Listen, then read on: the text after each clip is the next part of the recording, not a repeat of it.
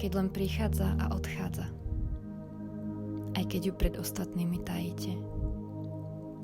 Obzvlášť pokiaľ ju tajíte sami pred sebou. Aj keď vás desí. Obzvlášť keď vás desí.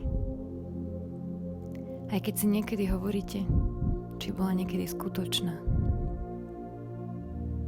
Aj keď si v hĺbke duše myslíte, že patrí niekomu inému.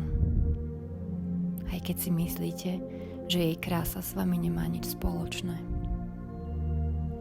Aj keď ste ju nevideli tak dlho, že vám prípada stratená. Obzvlášť pokiaľ vám prípada stratená. Aj keď je pochovaná tak hlboko, že ju musíte vydolovať cez najťažšie časti vás. Aj keď je to len vaše tajomstvo. Obzvlášť pokiaľ je to len vaše tajomstvo. Aj keď je to len zrnko piesku, horčicové semienko. Chcem, aby ste vedeli, že vaša láska je dosť. Vždy môžete začať znovu. Mám toto hlboko zakorenené presvedčenie, že existuje miesto, kam sa dostanem, tento stav mysle, kde sa stanem príliš uvedomelou, príliš vedomou na to, aby som bola znovu zranená, alebo príliš osvietenou na to, aby som upadla hlboko do zmätku svojho ega. Stále si myslím, že tam bude nejaké X, ktoré označuje miesto, táto plošina, kam dorazím, toto miesto, kde sa raz a navždy oslobodím od seba samej. Ale žiadne tam nie je. Ide o to, že to nikdy nekončí.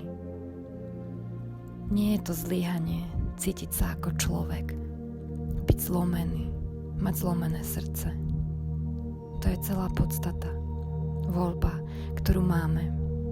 Príležitosť, ktorá sa nám ponúka vo chvíľach skvostnej bolesti, je tiež pamätať na to, že sme duša. Môžeme priniesť druhú polovicu toho, čo znamená byť človekom. Nie hneď, alebo aspoň nie z počiatku. Môžeme ju nechať sedieť na rameni, alebo v zadnom vrecku. A i tá malá prítomnosť svetla nám môže pomôcť prekonať bolesť inak než predtým. Možno budeme schopní vidieť nové reakcie na bolesť, ktorá je stará ako písmo samo. Skúste bolesť nepreklínať, ani sa jej vyhýbať. Ani kvôli tomu nepociťujte zlyhanie. Skúste pred ňou neutiecť a neznecitlivieť ju.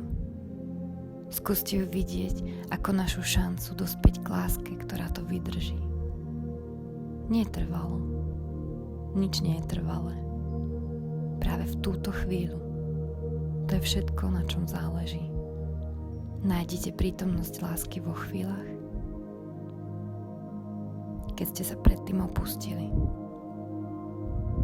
Aj keď je to len trocha lásky, zrnko piesku, horčicové semienko. Vaša láska je dosť.